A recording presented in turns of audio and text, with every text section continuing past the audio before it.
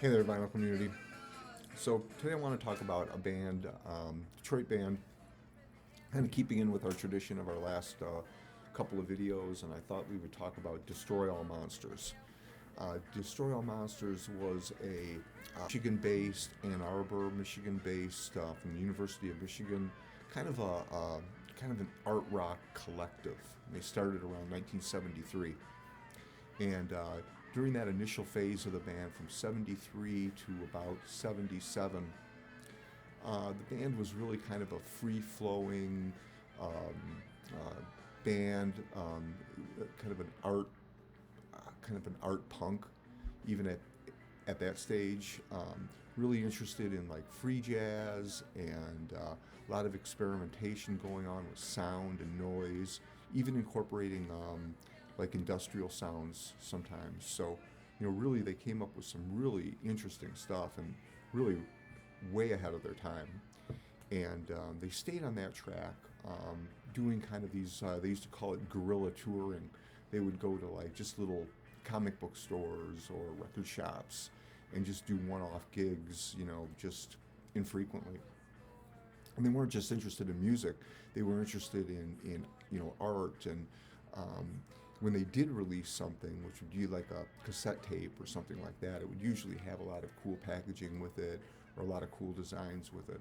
And they stayed on that path until about 1977, when they invited the former member of the Stooges, Iggy and the Stooges, to join the band. That was Ron Asheton.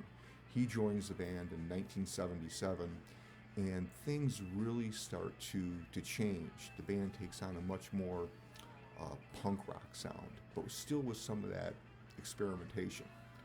And so in 77, they released their first 7-inch single, which is this right here, a song called Bored. And you can really hear in this track the influences that this would later have on another band who would play an important part of their preserving their history in Sonic Youth. And all the way from Kim Gordon's like female, aggressive female vocals over the top of Thurston Moore's, kind of guitar experimentations. And a lot of that sounds a lot like Destroy All Monsters. Pretty cool single. It gets quite a bit of attention outside the U.S. The punk scene is happening in the U.K., and the Stooges had a lot of influence on all that. And so this got a lot of recognition at the time of its release in the UK. And it's a pretty cool shot, the band. So that same year that this comes out, this little live EP comes out. And this is a little bit more interested in the original sound of the band, which was that heavy experimentation, free jazz, a lot of improvisation going on. And I'm going to take it out of here so you can see it a little bit better. These are very much, made at made locally kind of releases. And there's the back, and you can see there's Ron's name right there. So at this point, the band is kind of a really interesting combination of that original sound, that experimentation, mixed with Ron's kind of influence more and more towards a kind of punky garage sound. And you hear that mix really, really well here. I'll show you. It's fun to look at the labels just because you can kind of see the work that they put into it. Black Hole, if I'm not mistaken, was a record shop in Michigan who would occasionally do some releases. I have no idea how many of these that were printed, but I do know that you don't come across them, even here in Michigan, you don't come across them very often. There was when Third Man Records first opened here in Michigan, in Detroit, I think their very first release was this EP, a repressing of it. If I'm not mistaken, that's true. Yeah, that's pretty cool. So then That old version of the band kind of begins to fade out, and Ron takes a more and more of a leadership role in the band. And there's a little bit of, kind of funny feelings here. There was some interpersonal relationships with band members that went through some difficult times. And that old version, the real experimental version, the art house version of the band, starts to fade away, and Ron takes more and more control of the band, and they start to become more guitar driven on their later releases. And so they do 2 more singles. This they did the original artwork on that, and I'll show you the vinyl too. Usually I wouldn't take the vinyl out, but I always think that their labels look so cool. There's the original label, and then there was one more. There was one more single that came out. This particular one is on Cherry Red, and because that's the way it came out in the UK. So they get away from the original artwork a little. It's still a pretty cool shot of the band. Anyway, I wanted to talk about that a little bit. So that version, this mid-period version of the band, kind of ends in 1983, if I'm not mistaken. And from there on, they never really broke up.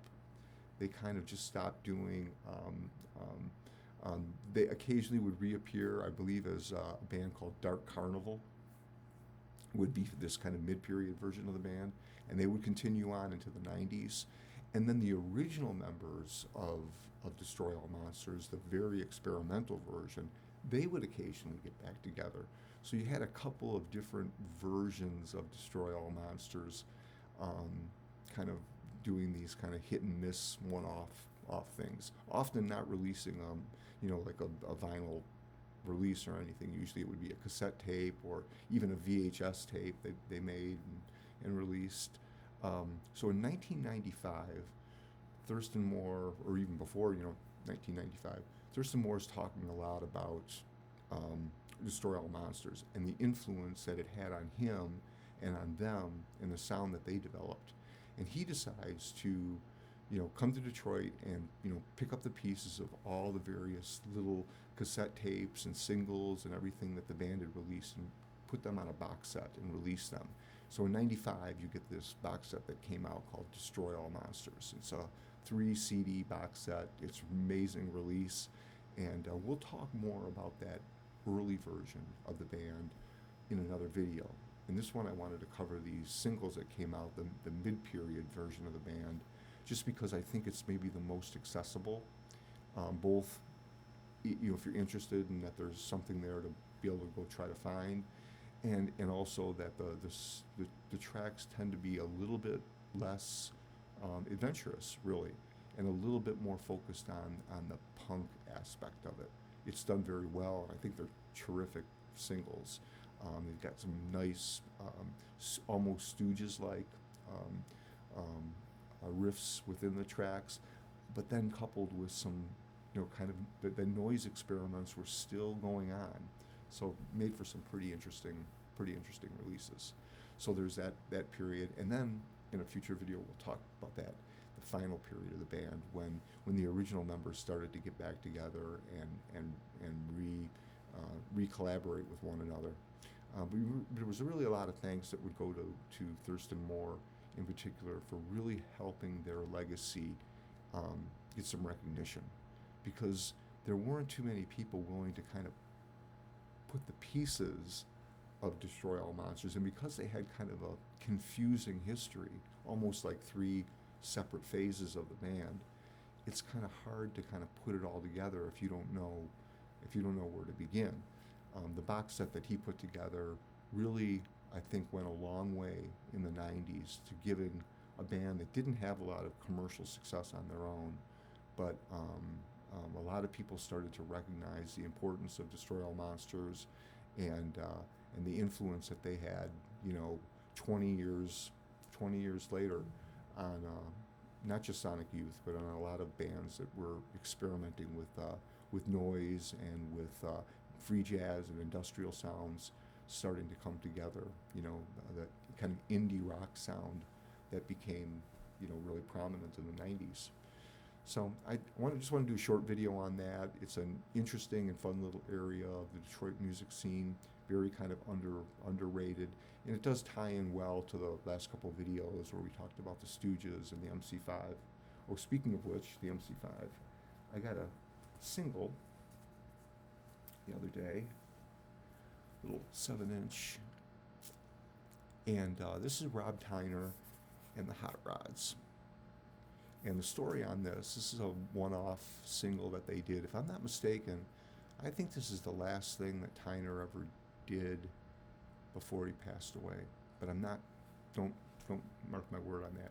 So in 1977, the record company gets Rob Tyner to do some promotional. They're going to re-release the MC5's catalog in Europe. And they tell Tyner, go to the UK and do promotion. A lot of the punk scene is happening, and a lot of people are very interested in the MC5 catalog. So he does that. He goes there, and while he's there, the New Music Express says, hey, while you're here, why don't you write a story on Eddie and the Hot Rods, which was a UK pub rock band, which pub rock being kind of the forerunners of what later became punk. And so he says, yeah, cool. He goes and he meets the band, he likes them, goes to one of their shows, and he even jumps up on stage with them. And they do some tracks. I think they did Back in the USA and some other ones. And so they have a great time. They hit it off, and they like each other. And the band says, hey, we're cutting a single next week. Why don't you come and you can collaborate with us on it? Maybe you could do some background vocals or whatever. So he does. He goes to the studio. And while he's there, he ends up doing the lead vocal on both the A and B sides of this. So it's a cool little track. It's not outrageously fantastic, but it's just a cool collaboration between seeing someone from the MC5 come together with this UK pub rock band, really kind of carrying on that tradition. And it's a fun little song. It's a cool little song. Both the A and B sides are well worth hearing. And heard this. Randy played this on Dead Wax played this on his live stream one night, and it was, great little single, and I was glad to hear that. Anyway, glad to add this to my MC5 collection, and hope you all got something out of that. Destroy All Monsters, and we'll do another video. In fact, I'll probably do 2 more videos on Destroy All Monsters, that beginning phase and that third phase too. So hope you enjoyed that, and hope everyone's okay. A lot of shit going on in our country right now. A lot of bad stuff. And I fear for the future of all of us. And no joke, it's no joke. A lot of dismantling of. I don't think people understand what it's going to mean to dismantle.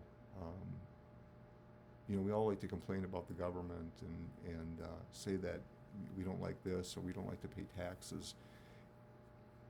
It's not our taxes that are going to get cut, folks. It's going to be the billionaires. And putting a billionaire, not just a billionaire, but like 300 billion. His ambition is to be a trillionaire. Putting him in charge of our government, an unelected billionaire, looking through private information of citizens. You know where Musk made his money? Government contracts. Yeah. So, it's a scary time. And I think some real damage is going to be done, long-term damage. And people, individuals, the poor, the vulnerable, the middle class will suffer, and the wealthy will prosper. And that's going to happen. That's going to become. We're going back to the law of the jungle, where the powerful will victimize the vulnerable. And I have a feeling that after we get there, people aren't going to like it. I hope I'm wrong. I hope everyone's okay. And sorry for the little rant there. We'll see you later.